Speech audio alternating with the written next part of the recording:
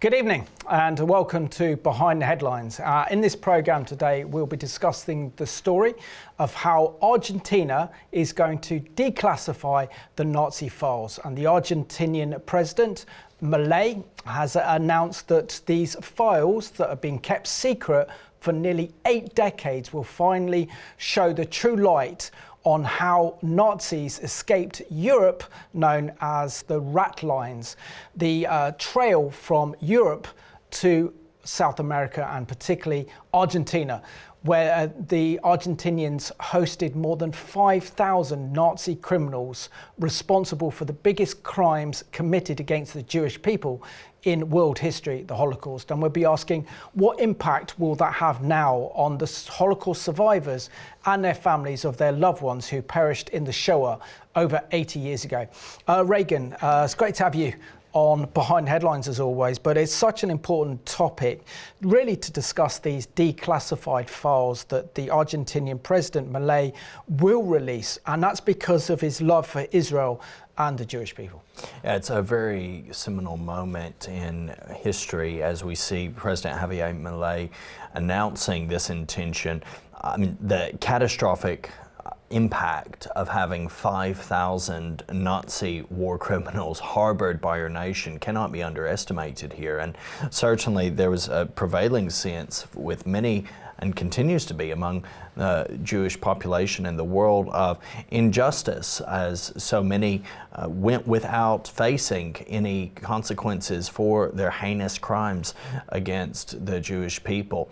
And yet this is a real step forward in Argentina coming to terms with its horrifying Nazi sympathizing past, and really big well done and gratitude should be expressed to President Javier Milei for what is a righteous stand. Absolutely, and it's also important to acknowledge that President Milei has also had 2 days of national mourning for the Bibas family. So he has a real love for Israel, a real love for the Jewish people, and is a real beacon of light in South America.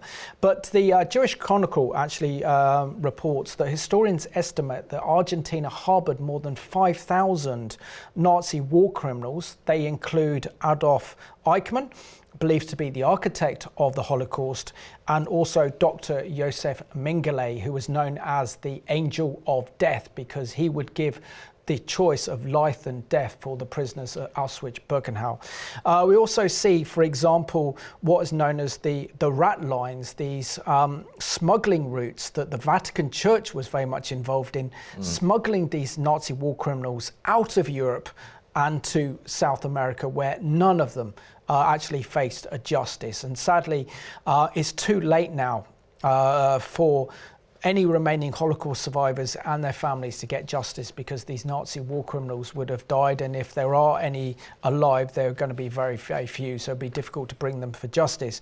But it will reveal what is very, very important, is it will bring a light to the darkness of post-war Europe in the aftermath of the Second World War and its treatment of the Jewish people, and how Europe allowed these vile Nazi criminals to escape to Argentina. Of course, there were some Nazi hunters, and there were some who met justice, including Adolf Eichmann, who is believed to have been the orchestrator, the architect of the final solution. Israel's Mossad carried out an audacious mission that hunted Eichmann down in Argentina, captured him, and they achieved this success on May the 11th of 1960. They carted him back to Israel, and this is the astounding thing, Simon. It shows that this Jew hatred and anti-Semitism, it's not a new thing. And we always have to beware of thinking, okay, well, let's go back to the previous days, because the previous days saw Europe and America watch while a lot of these things were happening. But they were actually heavily criticized for this action, and people condemned this action that took place in Argentina to get Eichmann back. The trial, some opposed the trial, saying it was, something that was a kangaroo court of sorts. But on 11th of April to the 15th of December of 1961, the trial against Eichmann rightly began in Jerusalem, drawing international media attention from around the world. Eichmann was charged with crimes against the Jewish people and was the first high-ranking Nazi to be charged with committing crimes against humanity. Get that just for a moment. Allow that to sink in. We are more than 15 years after the end of the Second World War, and Eichmann is the first of the Nazis to actually stand trial for his crimes against humanity. One of the architects of the Holocaust, that was for sure, particularly also this took place in Jerusalem, which was very, very significant. I mean, this is considered one of the greatest Mossad operations of all time, how they managed to kidnap Adolf Eichmann and then take him back to Jerusalem to face trial, where he actually faced the survivors of the Holocaust, saw him face to face. And thankfully he was executed a year later. But it's an important chapter because when we talk about the Holocaust, we focus on Europe, what happened on the continent of Europe.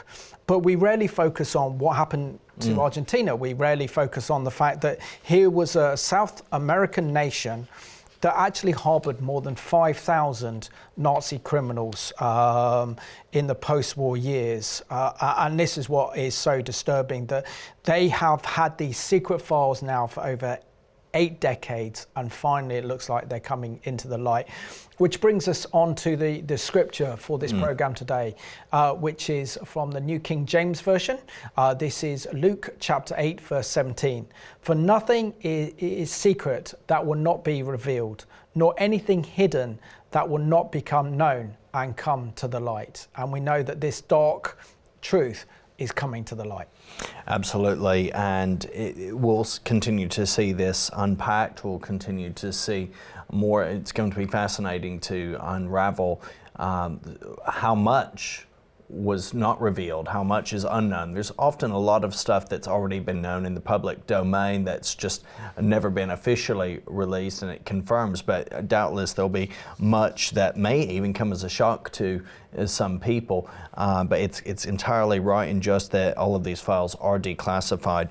Now, the Jewish Chronicle reported on the 25th of March of 2025 under the headline "Argentina to declassify Nazi files on how war criminals escaped justice," that the Argentine President Javier Milei has announced the declassification of government archives relating to Nazi activity in the country, aiming to reveal details about how fugitive war criminals fled to Argentina after the Second World War.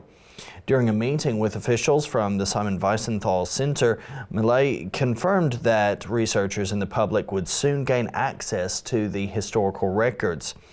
The files are expected to shed light on the Ratlines, is what they're called, the escape networks used by Nazis to evade justice and resettle in South America. These networks saw thousands of Nazis escape Europe to countries like Switzerland, Argentina, and Mexico. They were even used by the U.S. to smuggle Nazi scientists over the Atlantic to take part in key projects in military development, medicine, and space exploration. So, I mean, this is what a lot of people don't want to hear, but the reality is that even among the Allies, there were individuals who just thought, well, okay, Nazis are defeated, let's move along and let's use these guys and their know-how for scientific purposes. So there was, in many ways, a lack of justice pursued from even some among the Allies, which is new identities were given routinely. In some cases, you know, that went to very extreme lengths. But yeah. I mean, you could probably say that NASA's space program is due to these Nazi scientists that the Americans and the CIA smuggled out of Europe to the United States, who worked on American missile defense projects, space projects, because we know that Hitler was very close to achieving nuclear breakout. We know that he invented the jet engine and particularly the kind of rockets as well, because at the end of the Second World War, Hitler was using rockets and like the Boogaloo against us as well. So it was very kind of valuable, particularly for the Americans in their new war against the Soviets, to get this scientific know-how. Ethics and morality went out of the window, and it was all about kind of state interest. But it was also interesting here as well that the Jewish Chronicle also announced the fact that historians estimate Argentina harbored around 5,000 Nazi criminals, including Adolf Eichmann and Josef Mengele. They said the newly available documents may provide fresh insights into the extent of local support that facilitated their arrival and their protection. The initiative aligns with Milei's commitment to government transparency and historical accountability. And of course, he'll be making a lot of enemies in Argentina for declassifying these files, and he needs our prayers and support. Absolutely. And we've seen Rabbi Abraham Cooper of the Simon Wiesenthal Center welcome the move as well, calling it an important step toward justice. Now, the Times of Israel reported prior to this report on the 24th of February of 2025 under the headline, Argentine President Opening Files on Nazi Ratlines That Trafficked Eichmann and Mengele, that for decades organizations like the Simon Wiesenthal Center, named after the famous Nazi hunter, have sought records related to unofficial escape routes taken by thousands of Nazis during the years after World War II. We've talked about 5,000 Nazis who've found themselves in Argentina, but it was up to 10,000 Nazis and other fascist war criminals who escaped justice by fleeing not just Argentina, but also there were other countries as well. While some previous leaders have promised full cooperation to get to the hard truths involved in Argentina's past, Milei is the first to act with lightning speed to enable the SWC to uncover important pieces to the historic puzzle, especially as it related to involvement with Nazis before, during, and after the Holocaust. Rabbi Abraham Cooper, the Associate Dean of the Simon Wiesenthal Center, told the Times of Israel. Milei also making headlines for declaring, as we spoke about, the 2 days of national mourning for the slain Bibas hostages, Sherry Bibas and her children Ariel and Kafir. An image of the trio being projected onto Central Obelisk in Buenos Aires on the Thursday night immediately following that horrendous news. During the Simon Wiesenthal Center meeting that was discussing all this, Jonathan Missner, managing partner at Stein, Mitchell, Beto and Missner, brought a letter from the U.S. Senator Charles Grassley, chairman of the U.S. Senate Judiciary Committee. The letter handed to Milei requested the Argentinian leader's assistance in uncovering how the Ratlines were organized and funded, with a copy of the letter sent to U.S. President Donald Trump. Yeah, and the Times of Israel go on to report the following. Several countries in the Americas received Nazis, including Canada, the US and Mexico. Nazis fled to Australia, Spain and Switzerland. In some cases, US intelligence officials used Ratlines to pick up top Nazi scientists away from the Soviet orbit. Says one or two primary escape routes went through Germany and Spain, then across the Atlantic to Argentina. The second route went from Germany to Rome, then Genoa, and then across the Atlantic. The elaborate routes developed with unofficial support from several Vatican officials in 1942, initially an escape path for Catholics fleeing Europe. The report goes on to say that people should understand that for many decades after the Holocaust, governments and multinational corporations helped Nazis hide their stolen money, avoid prosecution, and live free lives that their victims deserved. It said up to 5,000 Nazis are said to have settled in Argentina, including the Holocaust architect Adolf Eichmann and Josef Mengele.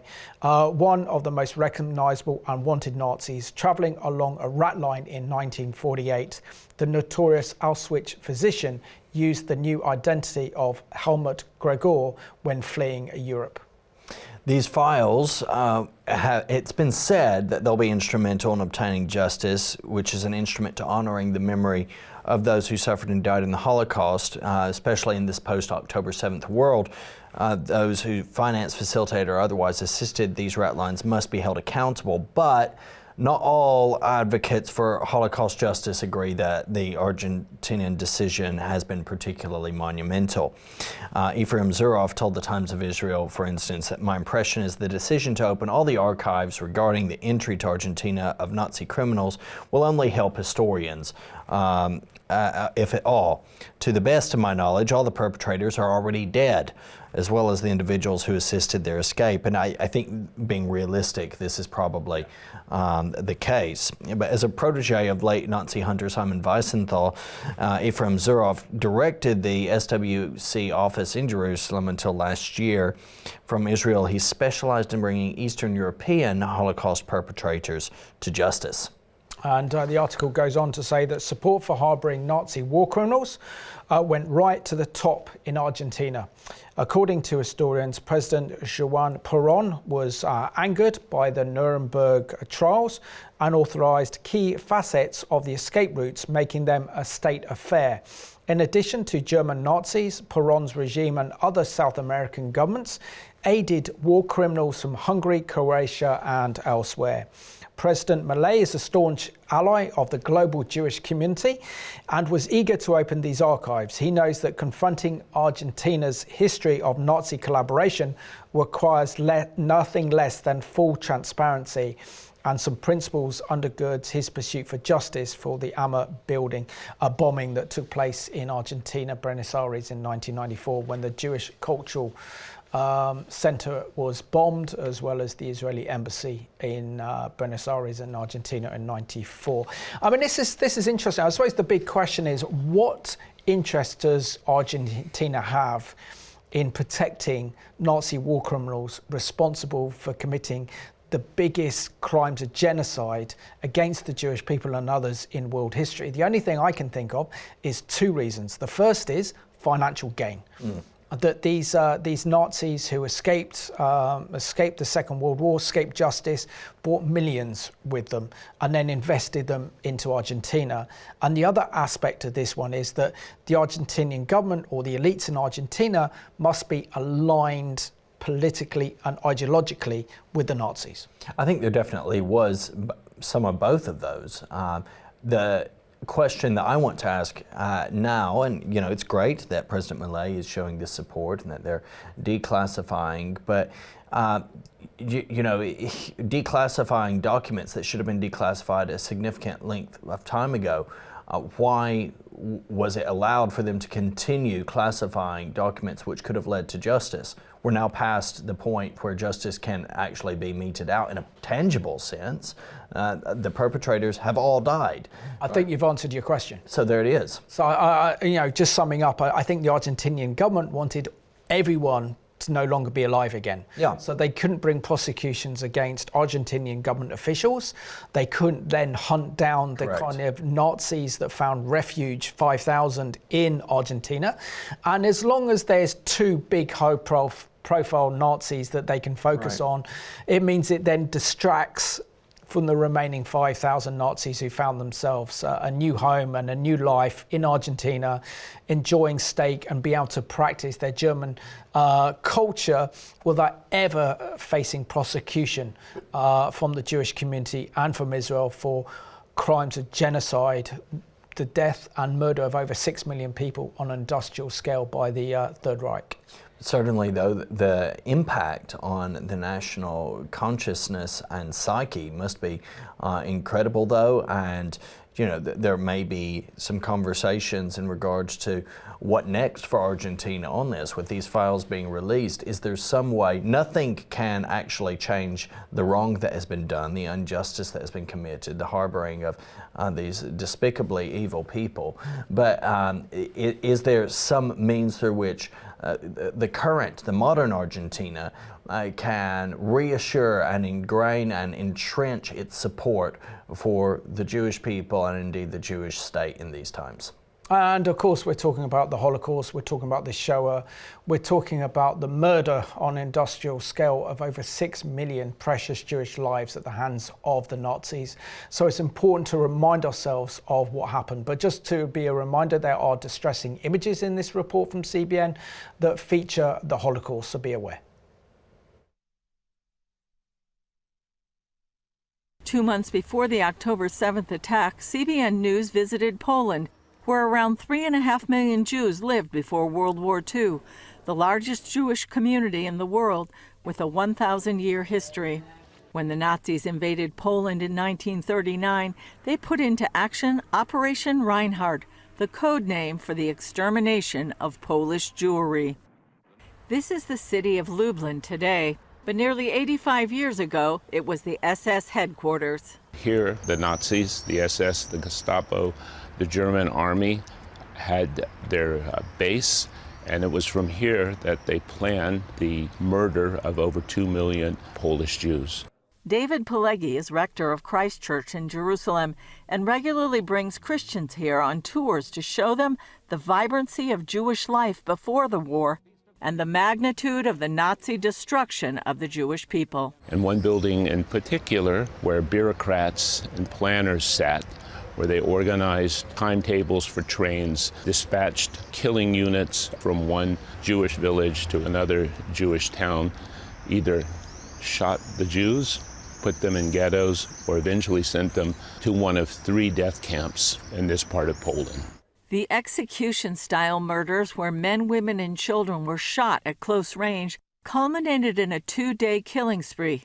On November 3, 1943, German police and SS guards murdered some 18,000 Jewish prisoners from the Majdanek labor camp and others in the Lublin area and buried them in these grassy pits. It was part of an operation codenamed the Harvest Festival, in which 42,000 Jews were killed in just 2 days. That was the largest Nazi execution ever.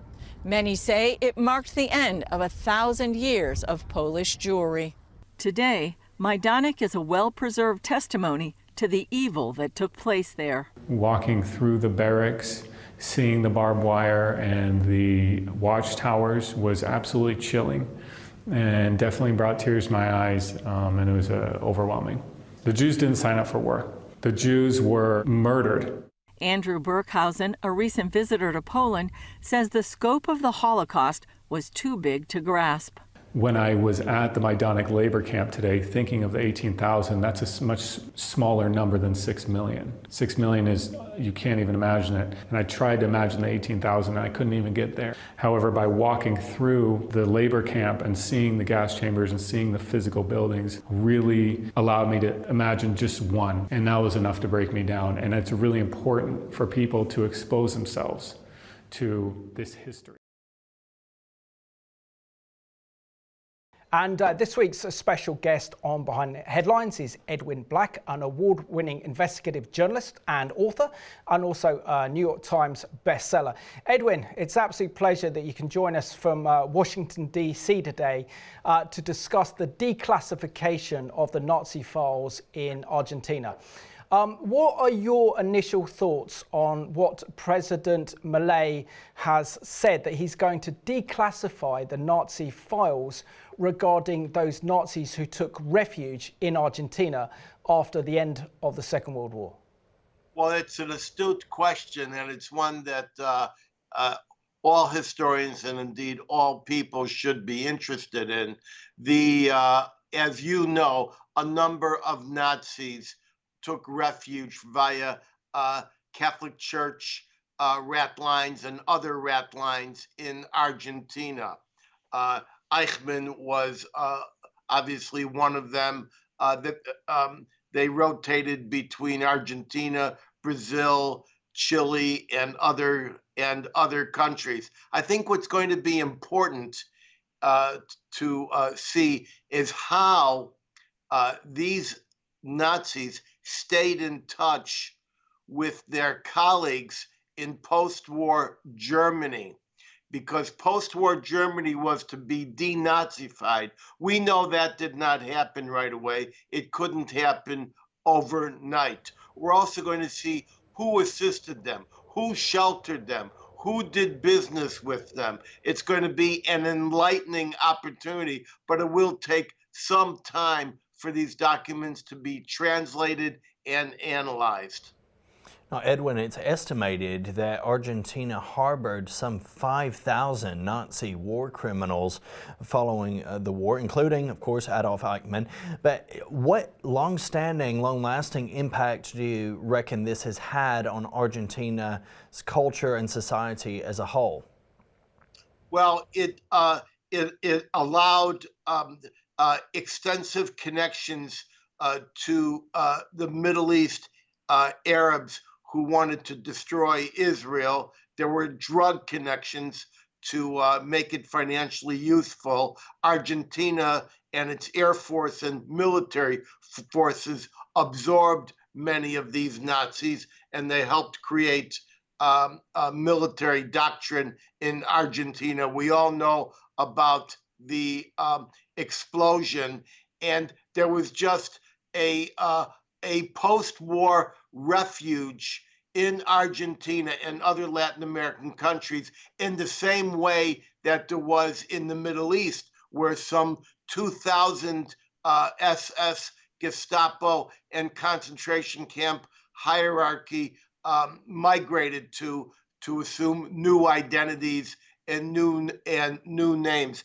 And in the Middle East, what they did was they created the modern Middle East. They brought Nazism to the Arab world, even after Hajj Amin al-Husseini, the Grand Mufti of Jerusalem, disappeared. I think another thing we're going to have to look at is how these guys worked with the intelligence establishment in the United States, especially the KGB and the CIA in the United States, and it's really going to have it's really going to open a dark door into the post-war world. And of course, the post-war world created the second half of the 20th century, which has now bled into the 21st century. Something we always need to understand, as the days we are living now are very much determined by the days that were being lived some years ago. And there's a constant overlapping of these trends. And Edwin, can you just unpack for us why the Vatican are going to be very fearful once these secret files in Argentina are declassified, and share with us why the Vatican Church would want to help these Nazi criminals, over 5,000, including Eichmann, to actually escape Europe and find haven in Argentina and in South America, particularly these so-called rat routes? The Vatican Church has a lot to explain, and its involvement with the Third Reich during the Hitler regime is just one of its explanations that are due to humanity. We also need to understand what the Vatican Church and its members were doing in Croatia with the Ustashi, committing heinous crimes, operating and guarding concentration camps of the worst hellish sort, and of course these extensive ratlines. One of the things we need to know is that Italy was the first fascist state. Mussolini was a huge influence on Adolf Hitler. The fascism of Mussolini and Mussolini's establishment, of course, permeated the Vatican Church, and that included the outposts of the Vatican in Latin America. Once these files are going to be fully released, translated, and understood, I don't want anyone to think that this will take weeks, this will take months. It's going to be clear that the Vatican had a vast network of support and protection for Nazis, German Nazis, Italian fascists, Croatian Nazis, and others. And you're going to find that there were connections not only between Rome and Argentina, but between Argentina and other outposts, such as in Damascus, Beirut, and Cairo. Well, thank you for your perspective there, Edwin. Of course, Adolf Eichmann was one of the leading architects of the final solution, as it was called, in relation to Europe's Jews. And we see that he found refuge and sanctuary to large measure in Argentina. Can you walk us through a little bit about the legacy, for want of a better term, of Eichmann and the Eichmann trial? How will declassifying these documents impact, and how will these be viewed by the remaining Holocaust survivors and Jews around the world? There will be no more trials. Eichmann was the trial. Now we're looking for revelation of the details and guidance as to who was responsible and how we can avoid a repetition of this. The Vatican Church has a lot to explain for itself, and you've honed in on just that. But when you talk about the real legacy of church and state going into extermination mode, you can extend that to the current Middle East, where mosque and state combine to engage in extermination activity. We see this, of course, amongst the Shia in Yemen with the Houthis, with Hezbollah, the Party of God, in Lebanon, and of course, most effectively with both Hamas and in Iran, where the mullahs and the theocracy have made it a church mission, a mosque mission to exterminate the Jewish people. Now, that's not going to happen. There is new leadership in the White House. And thanks to the new leadership in the White House, the train is not going to run in the United States. But the rest of the Jewish world, in English-speaking Ireland, England, Canada, South Africa, Australia, and elsewhere, are in grave danger. They're in danger right now. I know people in London, and so does Simon know people in London, who are Jewish people who are prepared to emigrate and move now. It's the same in Toronto. And so it's this same satanic, hellish movement that we saw in this alliance between the Third Reich and the Catholic Church. We see it replicated in the world of mosques and terrorism. And of course, it began contemporaneously with Hajj Amin al-Husseini, who was the bridge between Hitler and the Arab and Muslim world. In fact, Hajj Amin al-Husseini made great efforts to accelerate and intensify the Holocaust at every opportunity, and he succeeded. And finally, Edwin, sadly, the declassification of these Nazi files in Argentina has probably come 50 years too late or more to actually bring a lot of these former Nazi criminals and to trial, where they can face true justice. Sadly, most of them, if not all of them, have now passed away. But what does this mean in terms of the declassification of these Nazi files mean for the remaining Holocaust survivors, Jewish families that lost loved ones in the Holocaust? And what does this mean for Israeli-Argentinian relations with a great president that is President Milei, who's doing a fantastic job in standing with Israel and the Jewish people? Well, part of what we need to understand, and it's just a a fringe vindication, is that the stolen assets that they took with them to establish enterprises in Argentina and elsewhere in Latin America, I believe those are we should understand more about those factories, those shops, those investment portfolios, because when these Nazis fled, what did they flee with? They fled with the stolen assets that they had somehow taken. We have to look at the banks, because the banks were full partners. We know that the Union Bank of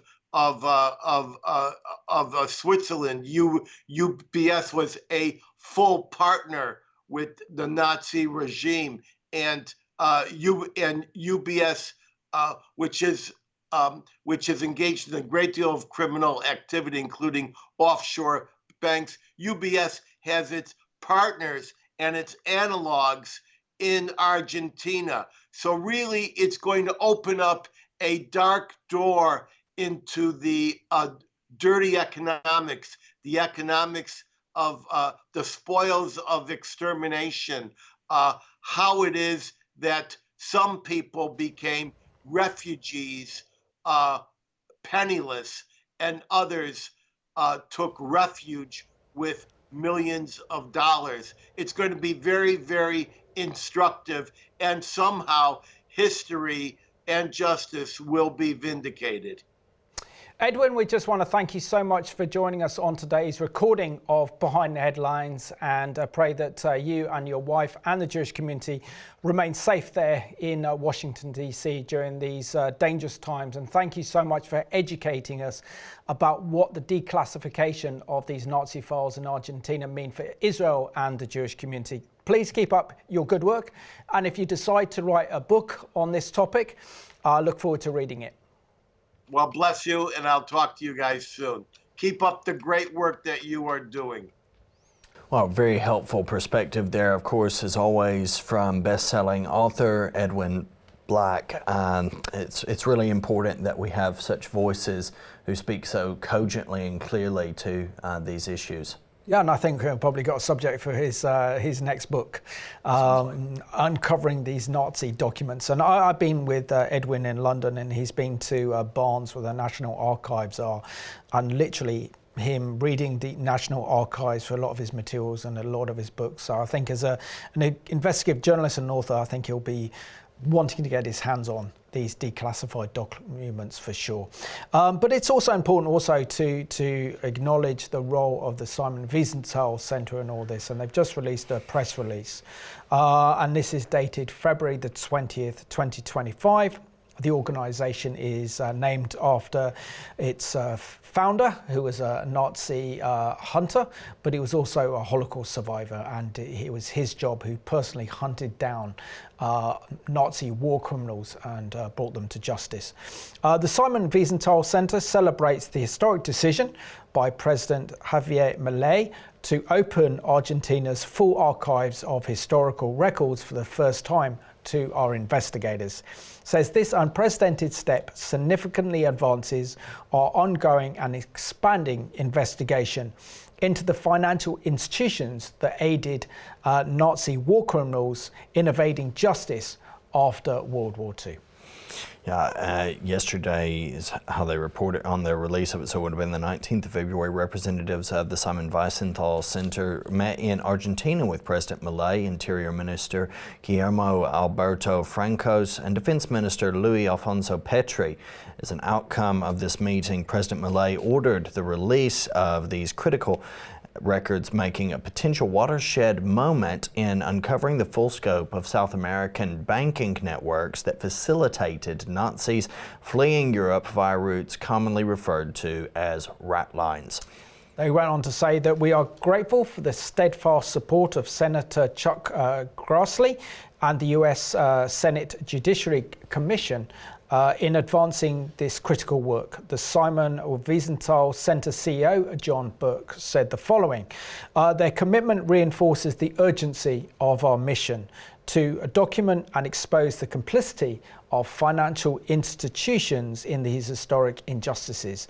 The Simon Wiesenthal Centre will not rest until the truth is fully revealed, and we continue to update the public as our investigation progresses. Well, Simon, it's one of those questions, another question in relation to the scale of what's being revealed. The Vatican is involved in this as well.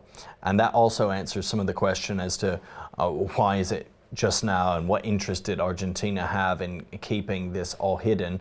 Again, because of this is explosive. This is stuff that could paint so much of Europe even in a horrendous light, not least of which is the Roman Catholic Church, which has a historically horrible reputation for extreme anti-Semitism and acts of Jew hatred, of course blood libels throughout.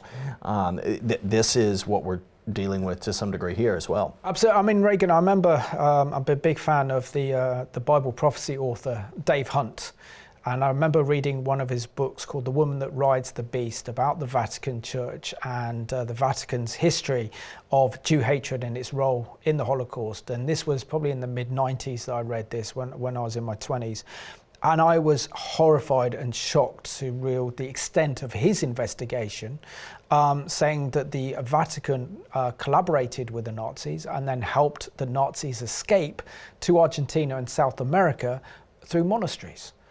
And the church was complicit in the Holocaust and also complicit in protecting these Nazi war criminals who should have faced prosecution for their crimes against humanity and against the Jewish people. DW, which is a German news agency, reported all the way back in January of 2020 as to the Vatican asking the question, what did the Vatican know about the Nazi escape routes? After World War II, thousands of Nazis fled to South America along so-called Ratlines, often with the help of Catholic clergy. The Vatican is now opening its archives from the time. Will it be a moment of truth? In 1948, just 3 years after the end of World War II, a leading Nazi war criminal managed to escape from a prison in Linz, Austria. Franz Stangl, a former SS Hauptsturmführer and commander of the Sobibor and Treblinka extermination camps, was responsible for the death of almost 1 million Jews. Via Graz, Murano, and Florence, he made his way to Rome, and most importantly for him, to the Vatican. And there in Rome, Bishop Alu Hudal, a fellow Austrian, greeted him with the words, "You must be Franz Stangl. I've been expecting you." He then handed Stangl forged documents that allowed the Nazi war criminal to travel to Syria, where his family eventually joined him. In 1951, the Stangl family immigrated to Brazil. The man who perfected mass murder in the concentration camps spent years assembling cars at a Volkswagen plant near Sao Paulo. And Franz Stangl is one of thousands of Nazi and collaborators who, with the help of the Catholic Church, escaped Europe via routes called Ratline, some of which ran from Innsbruck over the Alps to Murano or Bolzano in South Tyrol, then to Rome, and from there to the Italian port city of Genoa. Stangl chose a detour via Syria, but the majority of Nazis boarded ships directly to South America, mainly Argentina. The country Holocaust survivor and writer Simon Wiesenthal named the Nazi Cape of Last Hope. Argentina was the last country to declare war. So we know the history, and there are articles, there are documents revealing the fact of the role of the Catholic Church, and particularly that of the Vatican, to help these Nazi criminals escape. But I think what makes it so significant is this is the first time in over 80 years we will be able to see and have a fresh look at Argentina's role in all this, and who helped Argentina and who helped finance the Nazis escape Europe and face escape prosecution, where they'd live a life of sanctuary and protection in Argentina. But it's also important, as we talk about the history of Argentina, to mention old Adolf Eichmann, known as the architect of the final solution. The Holocaust Museum Yad Vashem has got an interesting article about Eichmann and how he was captured by the Mossad in 1960 and then faced trial in Jerusalem for his war crimes against the Jewish people. So it says here that in December 1944, before Eichmann could complete the deportation of Jews of Budapest, a few days before the Hungarian capital fell to the Red Army, he hastily decamped back to Germany. Eichmann was soon apprehended by the Americans and caught under false identity of Otto Eichmann. After fleeing the American detention camp in January 1946, and the big question is, how can you flee an American detention camp? Probably without bribing someone. He hid in a farm for a few months, going to live in the British occupation zone under the borrowed identity of Otto Heminger, along with many other Nazi criminals. And then in 1950, he was granted a Catholic Church certificate of indulgence, which enabled him to sail clandestinely from Italy to Argentina under the false identity of Ricardo Clement. And at this time, Argentina had become a safe place for thousands of Nazi criminals who arrived by what was known as, we've already talked about the rat route, the Ratlines. Going under his false name, Eichmann was employed at the Mercedes-Benz workshop. In 1952, his wife and children joined him, with Eichmann's significant role as one of the architects of the final solution of Europe's Jews beginning to emerge in the late 40s. From the early 50s, rumors proliferated claiming he was in South America, as intelligence services of Western Germany and United States had already learned with certainty. But it was thanks to determination and persistence of a number of individuals resolved to expose the true identity of Ricardo Clement that agents of Israel's Mossad launched a hunt ending with Eichmann's capture on May 11th of 1960.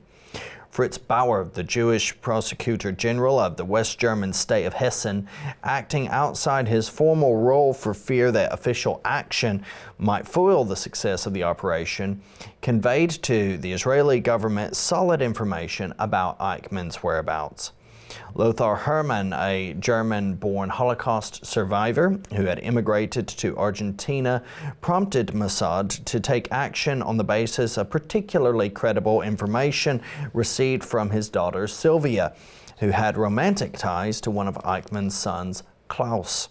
In addition, there was the vigorous activity of Nazi hunter Simon Wiesenthal and of Mossad agent Manus Diamant, who came up with a portrait photograph of Eichmann from the war years.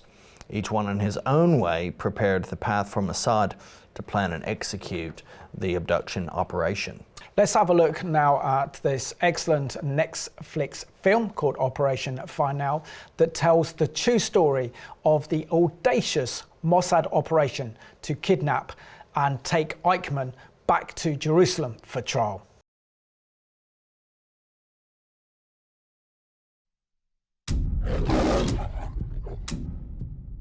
You have no interest in what I have to say.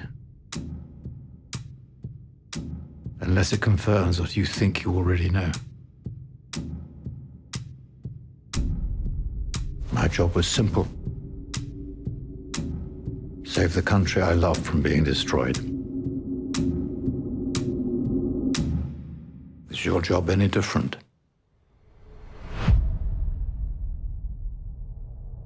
I have a lead on a great enemy of our people. Adolf Eichmann. The architect of the final solution? A trail went cold in '46. Latest intelligence suggests Buenos Aires. This guy convinced rabbis to load the trains themselves, and not by force. If it is him, we need an elite crew.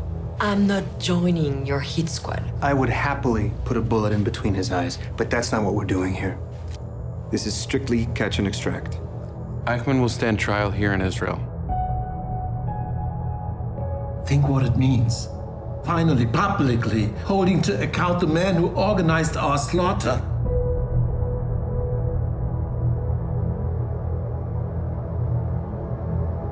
Our memory reaches back through recorded history. The book of memories still lies open. And you, here now, are the hand that holds the pen. If you succeed, for the first time in our history, we will judge our executioner, and we will warn off any who may wish to follow his example. If you fail, he escapes justice, perhaps forever.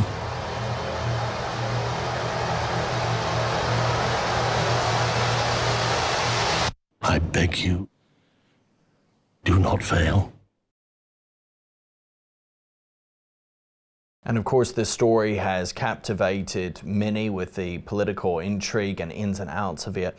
Here's more from CBN as to the true story of how Adolf Eichmann was arrested and returned for trial and eventually execution in Israel.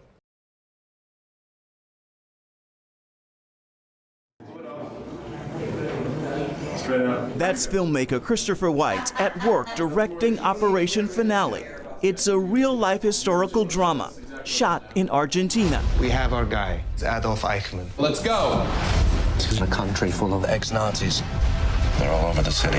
Start the engine.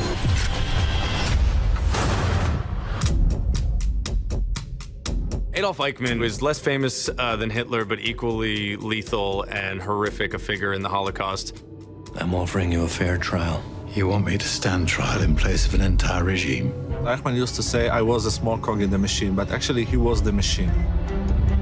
He was a very ambitious, manipulative person, and the extent of his crimes are not covered just by someone who followed orders. What compels me To play Adolf Eichmann is the true story of the capturing of a monster and honoring all that monster's victims. Eichmann, the architect of the Holocaust, has been found. A call comes into the Mossad that he is in Argentina. A group is assembled to go to Buenos Aires. I played Peter Malkin, who wrote a book called Eichmann in My Hands. If it is him, we need an elite crew. I'm not joining your hit squad. I play Rafi Eitan, who is a Mossad agent and organized a team of people who went to extract Eichmann. Is this about the Astepalia thing? Because to be honest, I've read maybe 70% of the briefing. No, it is not. Okay, good, because it's more like 30%. Finale.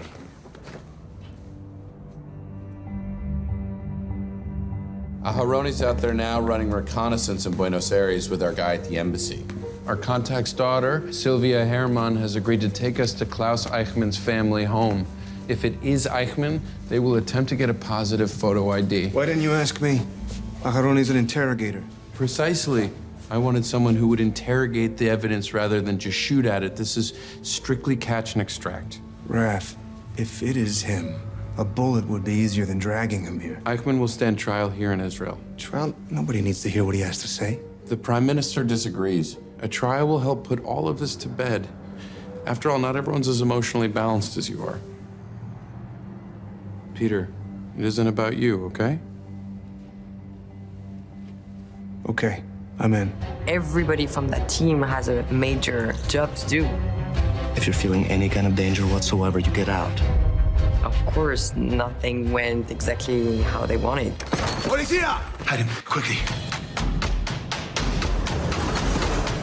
The search for him, the hunt for him, the terrible risks involved. We have to warn the others. Let's go. All of this is absolutely thrilling. Do you recognize the man in this picture? I can't see him clearly. The man in this picture is you.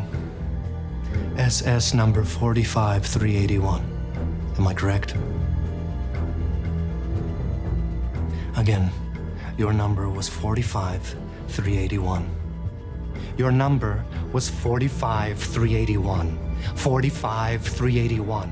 45381. It was 45326.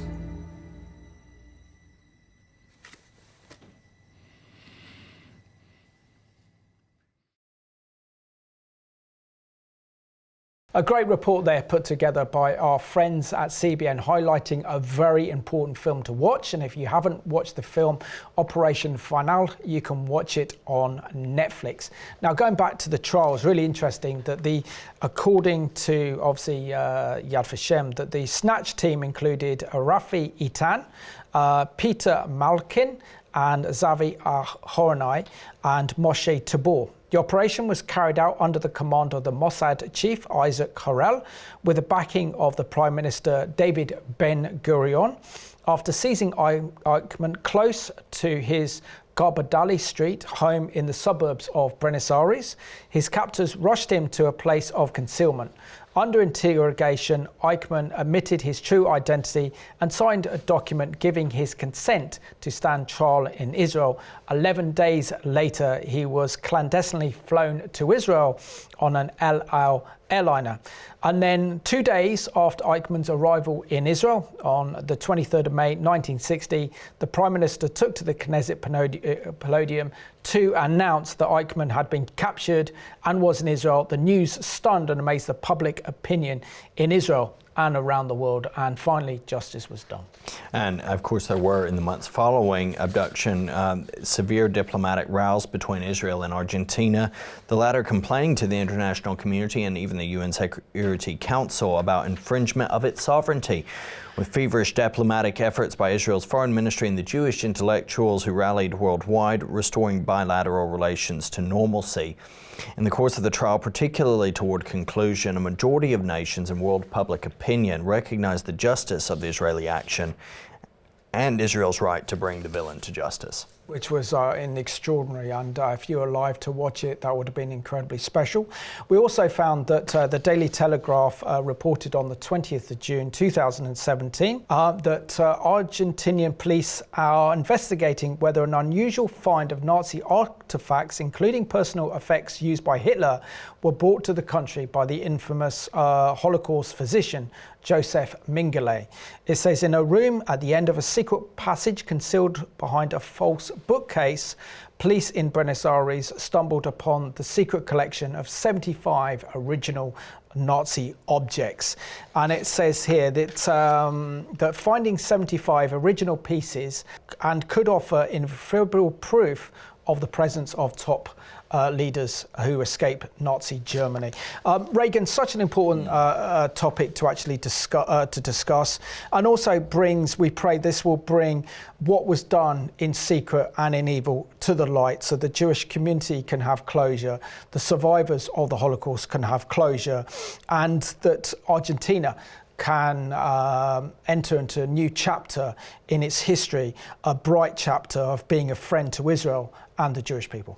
Yeah, and indeed, though we recognize that there's been a lack of justice in regard to some of this in this life, certainly we know the God who will do what is right. He is just, he is good, and he shows that he condemns the wickedness of those who perpetrated such horrendous actions against the Jews.